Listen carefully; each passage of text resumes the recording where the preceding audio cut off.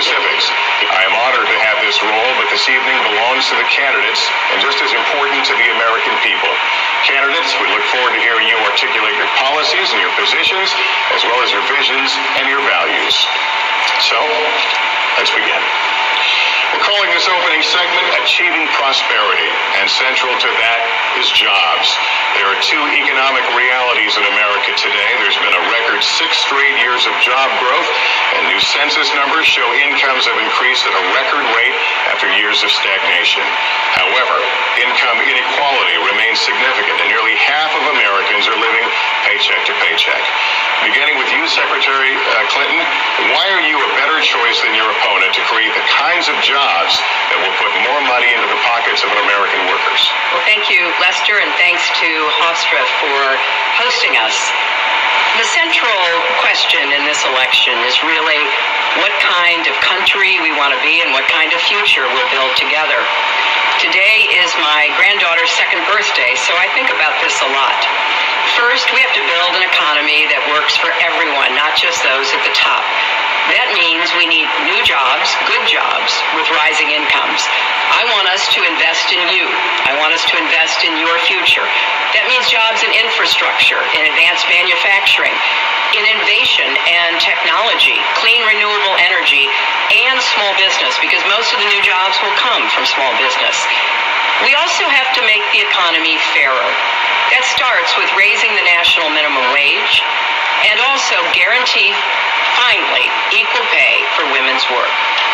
I also want to see more companies do profit sharing. If you help create the profits, you should be able to share in them, not just the executives at the top. And I want us to do more to support people who are struggling to balance family and work. I've heard from so many of you about the difficult choices you face and the stresses that you're under. So let's have paid family leave, earned sick days. Let's be sure we have affordable child care and debt-free college. How are we going to do it? We're going to do it by having the wealthy pay their fair share and close the corporate loopholes. Finally, we tonight are on the stage together, Donald Trump and I. Donald, it's good to be with you. We're going to have a debate where we are talking about the important issues facing our country. You have to judge us. Who can shoulder the immense, awesome responsibilities of the presidency? Who can put into action the plans that will make your life better? I hope that I will be able to earn your vote on November 8th. Secretary Clinton, thank you. Mr. Trump, the same question to you. It's about putting more money into the pockets of American workers. You have up to 2 minutes. Thank you, Lester. Our jobs are fleeing the country. They're going to Mexico. They're going to many other countries. You look at what China is doing to our country in terms of making our product. They're devaluing their currency, and there's nobody in our government to fight them. And we have a very good fight, and we have a winning fight, because they're using our country as a piggy bank to rebuild China, and many other countries are doing the same thing. So we're losing our good jobs, so many of them. When you look at what's happening in Mexico, a friend of mine who builds plants said it's the 8th wonder of the world. They're building some of the biggest plants anywhere in the world, some of the most sophisticated, some of the best plants. With the United States, as you said, not so much. So Ford is leaving. You see that, their small car division leaving. Thousands of jobs, leaving Michigan, leaving Ohio. They're all leaving, and we can't allow it to happen anymore. As far as child care is concerned and so many other things, I think Hillary and I agree on that. We probably disagree a little bit as to numbers and amounts and what we're going to do, but perhaps we'll be talking about that later. But we have to stop our jobs from being stolen from us. We have to stop our companies from leaving the United States, and with it, firing all of their people. All you have to do is take a look at Carrier Air Conditioning in Indianapolis. They fired 1,400 people. They're going to Mexico. Mexico. So many, hundreds and hundreds of companies are doing this. We cannot let it happen. Under my plan, I'll be reducing taxes tremendously, from 35% to 15% for companies, small and big businesses. That's going to be a job creator like we haven't seen since Ronald Reagan. It's going to be a beautiful thing to watch. Companies will come, they will build, they will expand, new companies will start, and I look very, very much forward to doing it. We have to renegotiate our trade deals, and we have to stop these countries from stealing our companies and our jobs. Secretary Clinton, would you like to respond? Well, I think that trade is an important issue. Of course, we are 5% of the world's population. We have to trade with the other 95%. And we need to have smart, fair trade deals. We also, though, need to have a tax system that rewards work and not just financial transactions. And the kind of plan that Donald has put forth would be trickle-down economics all over again. In fact, it would be the most extreme version, the biggest tax cuts for the top percent of the people in this country that we've ever had. I call it trumped up trickle-down, because that's exactly what it would be. That is not how we grow the economy. We just have a different view about what's best for growing the economy, how we make investments that will actually produce jobs and rising incomes. I think we come at it from somewhat different perspectives. I understand that. You know, Donald was very fortunate in his life, and that's all to his benefit. He started his business with $14 million borrowed from his father, and he really believes that the more you help wealthy people, the better off we'll be, and that everything will work out from there. I don't buy that. I have a different experience. My father was a small businessman. He worked really hard. He printed drapery fabrics on long tables where he pulled out those fabrics and he went down with a silk screen and dumped the paint in and took the squeegee and kept going. And so what I believe is the more we can do for the middle class, the more we can invest in you, your education, your skills, your future, the better we will be off and the better we'll grow. That's the kind of economy I want us to see again. Let me follow up with Mr. Trump if I can. You've talked about creating 25 million jobs, and you've promised to bring back millions of jobs for Americans. How are you going to bring back the industries that have left this country for cheaper labor overseas? How specifically are you going to tell American manufacturers that you have to come back? Well, for one thing, and before we start on that, my father gave me a very small loan in 1975, and I built it into a company that's worth many, many billions of dollars with some of the greatest assets in the world. And I say that only because that's the kind of thinking that our country needs. Our country's in deep trouble. We don't know what we're doing when it comes to devaluations, and all of these countries all over the world, especially China, they're the best ever at it. What they're doing to us is a very, very sad thing. So we have to do that. We have to renegotiate our trade deals. And Lester, they're taking our jobs, they're giving incentives, they're doing things that frankly we don't do. Let me give you the example of Mexico. They have a VAT tax. We're in a different system. When we sell into Mexico, there's a tax. When they sell in automatic, 16% approximately. When they sell into us, there's no tax. It's a defective agreement. It's been defective for a long time, many years, but the politicians haven't done anything about it. Now, in all fairness to Secretary Clinton, yes, is that okay? Good. I want you to be very happy. It's very important to me. But in all fairness to Secretary Clinton, when she started talking about this, it was really very recently. She's been doing this for 30 years. And why hasn't she made the agreements better? The NAFTA agreement is defective just because of the tax and many other reasons, but just because of the tax. Let me interrupt just a moment. Secretary Clinton and others, politicians, should have been doing this for years. Not right now because of the fact that we've created a movement. They should have been doing this for years. What's happened to our jobs and our country and our economy generally is, look, we owe $20 trillion. We cannot do it any longer, Lester. Back to the question, though, how do you specifically bring back jobs, American manufacturers? How do you make them bring the jobs back? Well, the first thing you do is don't let the jobs leave.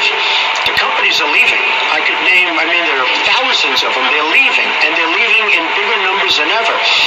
And what you do is you say, fine, you want to go to Mexico or some other country, good luck. We wish you a lot of luck. But if you think you're going to make your air conditioners or your cars or your cookies or whatever you make and bring them into our country without a tax, you're wrong. And once you say you're going to have to tax them coming in, and our politicians never do this because they have special interests, and the special interests want those companies to leave because in many cases they own the companies. So what I'm saying is we can stop them from leaving. We have to stop them from leaving, and that's a big, big factor. Let me let Secretary Clinton. Well, let's stop for a second and remember where we were 8 years ago. We had the worst financial crisis, the Great Recession, the worst since the 1930s. That was in large part because of tax policies that slashed taxes on the wealthy, failed to invest in the middle class, took their eyes off of Wall Street, and created a perfect storm. In fact, Donald was one of the people who rooted for the housing crisis. He said back in 2006, gee, I hope it does collapse because then I can go in and buy some and make some money. Well, it did collapse. That's called business, by the way. 9 million people lost their jobs. 5 million people lost their homes, and $13 trillion in family wealth was wiped out. Now, we have come back from that abyss, and it has not been easy. So we're now on the precipice of having a potentially much better economy, but the last thing we need to do is to go back to the policies that failed us in the first place.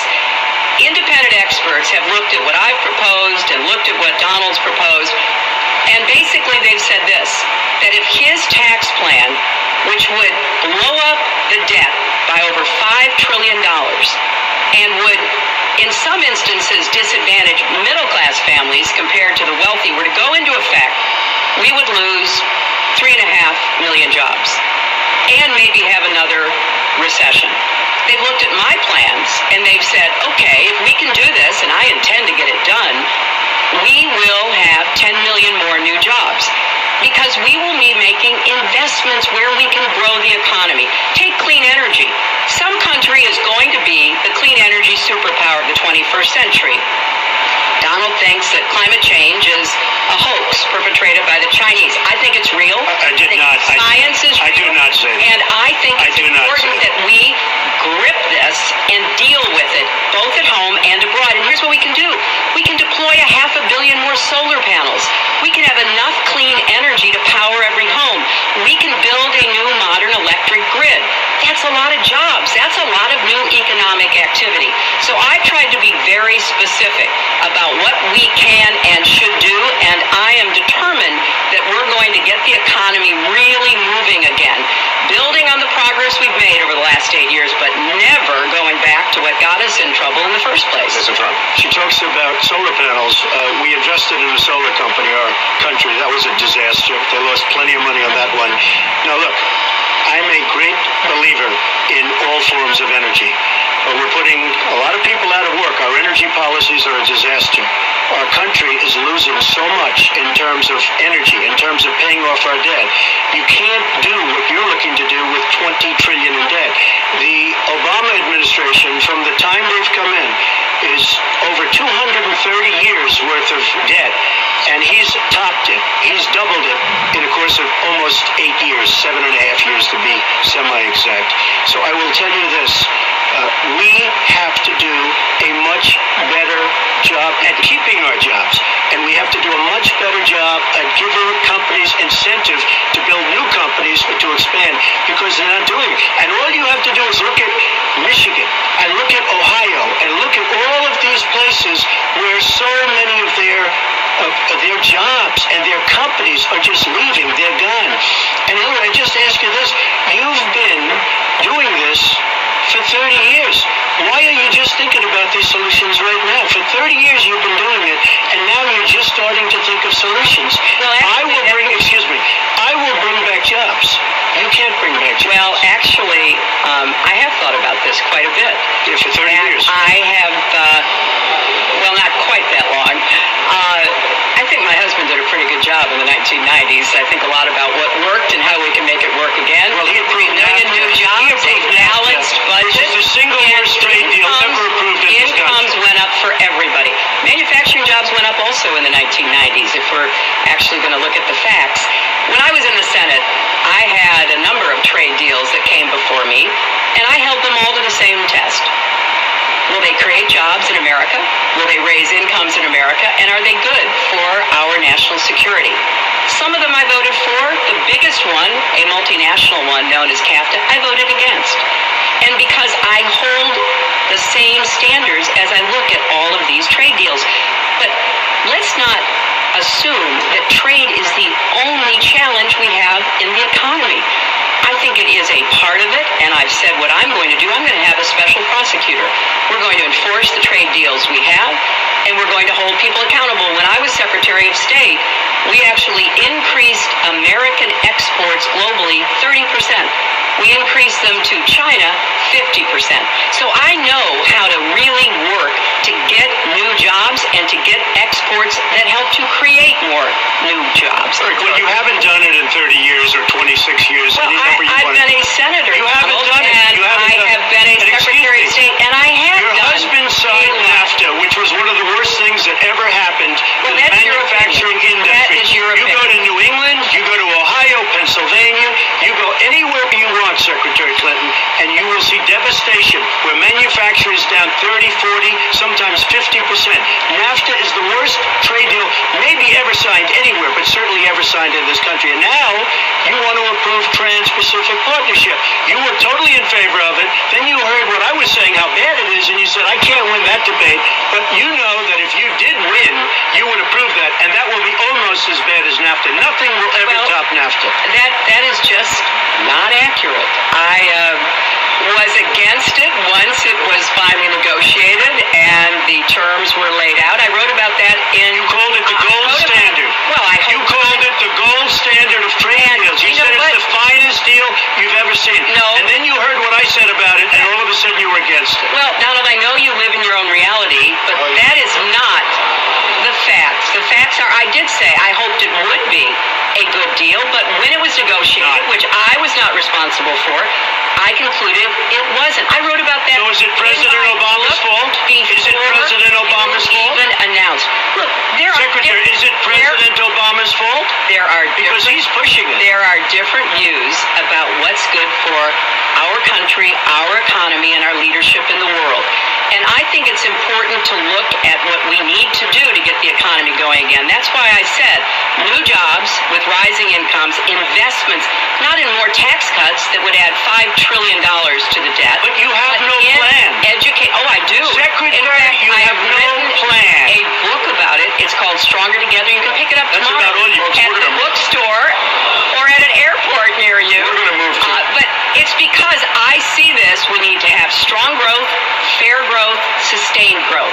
We also have to look at how we help families balance the responsibilities at home and the responsibilities at business.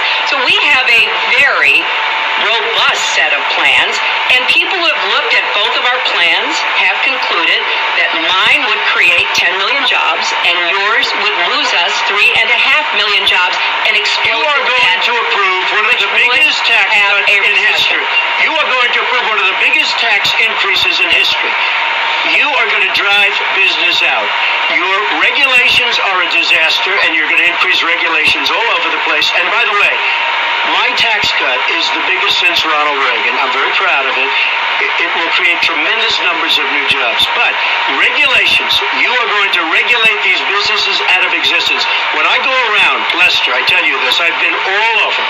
And when I go around, despite the tax cut, the things that businesses and people like the most is the fact that I'm cutting regulation. You have regulations on top of regulations, and new companies cannot form, and old companies are going out of business, and you want to increase the regulations and make them even worse.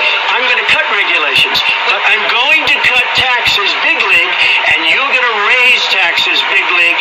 End of story. Let me get you to pause right there, because we're going to move into the next segment. We're going to talk taxes. That can't be left Please just stand. take 30 seconds. I kind of assumed that there would be a lot of these charges and claims And so Facts. we have taken the homepage of my website, hillaryclinton.com, and we've turned it into a fact checker.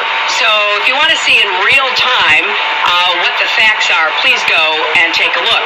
Because And take a look at mine also, and not you'll see. add a penny to the debt, and your plans would add $5 trillion to the debt. What I have proposed would cut regulations and streamline them for small businesses. What I have proposed would be paid for by raising taxes on the wealthy because they have made all the gain in the economy.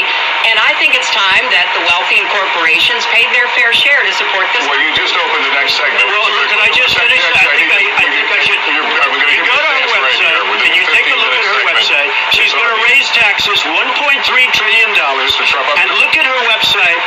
You know what? It's no different than this. She's telling us how to fight ISIS. Just go to her website. She tells you how to fight ISIS on her website. I don't think General Douglas MacArthur would like that too much. The next segment, we're continuing Well, the at subject least of I have a plan to fight achieving ISIS. No, you're telling the enemy everything you want to do. No, we're not. See, you're telling the enemy everything you want to do. No wonder you've been fighting. No wonder you've been fighting ISIS your entire adult life. Please, the fact checkers, get to work. You are unpacking a lot here, and we're still in the issue of achieving prosperity. And I want to talk about taxes. The fundamental difference between the two of you concerns the wealthy. Secretary Clinton, you're calling for a tax increase in the wealthiest Americans. I'd like you to further defend that. And Mr. Trump, you're calling for tax cuts for the wealthy. I'd like you to defend that. And this next 2-minute answer goes to you, Mr. Trump. Well, I'm really calling for major jobs because the wealthy are going to create tremendous jobs. They're going to expand their companies. They're going to do a tremendous job. I'm getting rid of the carried interest provision. And if you really look, it's not a tax. It's really not a great thing for the wealthy. It's a great thing for the middle class. It's a great thing for companies to expand. And when these people are going to put billions and billions of dollars into companies, and when they're going to bring $2.5 trillion back from overseas, where they can't bring the money back because politicians like Secretary Clinton won't allow them to bring the money back because the taxes are so onerous and the bureaucratic red tape is so bad. So what they're doing is they're leaving our country, and they're, believe it or not, leaving because taxes are too high and because some of them have lots of money outside of our country, and instead of bringing it back and putting the money to work because they can't work out a deal and everybody agrees it should be brought back, instead of that, they're leaving our country to get their money because they can't bring their money back into our country because of bureaucratic red tape, because they can't get together, because we have a president that can't sit them around the table and get them to approve something. And here's the thing, Republicans and Democrats agree that this should be done. $2.5 trillion. I happen to think it's double that. It's probably $5 trillion that we can't bring into our country, Lester. And with a little leadership, you'd get it in here very quickly, and it could be put to use on the inner cities and lots of other things, and it would be beautiful. But we have no leadership. And honestly, that starts with Secretary Clinton. All right, you have 2 minutes on the same question to defend tax increases on the wealthiest Americans, Secretary Clinton. I have a feeling that by the end of this evening, I'm going to be blamed for everything that's ever happened. Why not? Why not? Yeah, why not? Just join the debate by saying more crazy things. Now, let me say, there's nothing crazy about not letting our companies bring their money back into their country. This is Secretary Clinton's 2 minutes, please. Yeah, well, let's start the clock again, Lester. We've looked at your tax proposals. I don't see changes in the corporate tax rates or the kinds of proposals you're referring to that would cause the repatriation, bringing back of money that's stranded overseas. I happen to support that. I happen to support that in a way that will actually work to our benefit. But when I look at what you have proposed, you have what is called now the Trump loophole, because it would so advantage you and the business you do. You've proposed an approach that has a $4 billion tax benefit for your family. And when you look at what you are proposing, it is, as I said, trumped up trickle down. Trickle down did not work. It got us into the mess we were in 2008 and 9. Slashing taxes on the wealthy hasn't work. And a lot of really smart, wealthy people know that. And they are saying, hey, we need to do more to make the contributions we should be making to rebuild the middle class. I don't think top-down works in America. I think building the middle class, investing in the middle class, making college debt-free so more young people can get their education, helping people refinance their debt from college at a lower rate. Those are the kinds of things that will really boost the economy. Broad-based, inclusive growth is what we need in America, not more advantages for people at the very top. Mr. Trump, typical politician, all talk, no action, sounds good, doesn't work, never going to happen. Our country is suffering because people like Secretary Clinton have made such bad decisions in terms of our jobs and in terms of what's going on. Now, look, we have the worst revival of an economy since the Great Depression. And believe me, we're in a bubble right now. And the only thing that looks good is the stock market. But if you raise interest rates even a little bit, that's going to come crashing down. We are in a big, fat, ugly bubble. And we better be awfully careful. And we have a Fed that's doing political things. This Janet Yellen of the Fed. The Fed is doing political by keeping the interest rates at this level.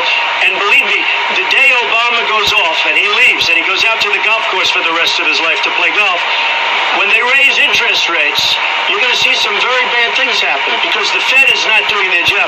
The Fed is being more political than Secretary Clinton. Mr. Trump, we're talking about the burden that Americans have to pay, yet you have not released your tax returns. And the reason nominees have released their returns for decades is so that voters will know if their potential president owes money to, who he owes it to, and any business conflicts. Don't Americans have a right to know if there are any conflicts of interest? I don't mind releasing. I'm under a routine audit, and it'll be released. And as soon as the audit's finished, it'll be released. But you will learn more about Donald Trump by going down to the federal elections, where I filed a 104-page, essentially financial statement of sorts, the forms that they have. It shows income. In fact, the income, I just looked today, the income is filed at $694 million for this past year. $694 million. If you would have told me I was going to make that 15 or 20 years ago, I would have been very surprised. But that's the kind of thinking that our country needs. When we have a country that's doing so badly, that's being ripped off by every single country in the world, it's the kind of thinking that our country needs because everybody, Lester, we have a trade deficit with all of the countries that we do business with of almost $800 billion a year. You know what that is? That means who's negotiating these trade deals? We have people that are political hacks negotiating our trade deals. The IRS has an audit of your taxes. You're perfectly free to release your taxes during an audit. And so the question, does the public's right to know outweigh your personal? Well, I told you, I will release them as soon as the audit. Look, I've been under audit almost for 15 years. I know a lot of wealthy people that have never been audited. I said, you get audited? I get audited almost every year. And in a way, I should be complaining. I'm not even complaining. I don't mind it. It's almost become a way of life. I get audited by the IRS, but other people don't. I will say this. We have a situation in this country that has to be taken care of. I will release my tax returns against my lawyer's wishes when she releases her 33,000 emails that have been deleted. As soon as she releases them, I will release my tax returns, and that's against my lawyers. They say don't do it. I will tell you this. No, in fact, watching shows, reading the papers, almost every lawyer says you don't release your returns until the audit's complete. When the audit's complete, I'll do it. But I would go against them if she releases her. So it's negotiable? It's not negotiable. No, let her release the email. Why did she delete 33,000? Well, I'll let her ask that, but let me just admonish the audience one more time. There was an agreement. We did ask you to be silent, so it would be helpful for us, Secretary Clinton. Well, I think you've just seen another example of bait and switch here. For 40 years, everyone running for president has released their tax returns. You can go and see nearly, I think, 39, 40 years of our tax returns, but everyone has done it. We know the IRS has made clear there is no prohibition on releasing it when you're under audit. So you've got to ask yourself, Why won't he release his tax returns? And I think there may be a couple of reasons. First, maybe he's not as rich as he says he is. Second, maybe he's not as charitable as he claims to be. Third, we don't know all of his business dealings, but we have been told through investigative reporting that he owes about $650 million to Wall Street and foreign banks. Or maybe he doesn't want the American people, all of you watching tonight, to know that he's paid nothing in federal taxes, because the only years that anybody's ever seen were a couple of years when he had to turn them over to state authorities when he was trying to get a casino license, and they showed he didn't pay any federal income tax. So if he's paid zero, that means zero for troops, zero for vets, zero for schools or health.